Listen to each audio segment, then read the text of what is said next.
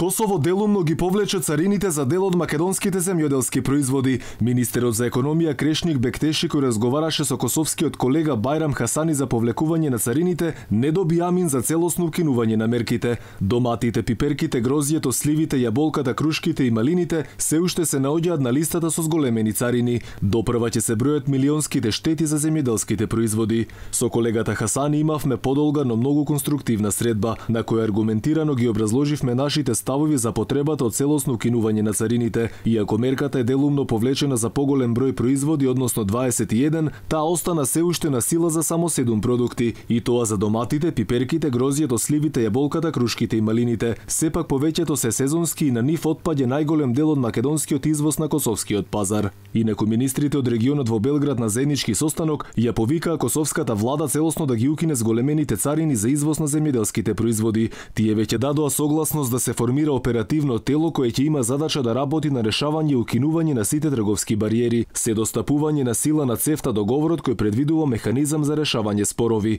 Министрите едногласно се согласија дека е важно ЦЕФТА договорот целосно да функционира, зашто земјите од регионот едни на други се најголем трговски партнер. Инаку повисоките царини за 30% за извоз удрија врз пласмано на речиси сите производи. Македонија, која има значителен суфицит во размената со Косово, е еден од најзначајните трговски партнери на земјата. Земјоделците на кои онака им е уништена оваа сезона, царинската бариера дополнително ги дотолчи.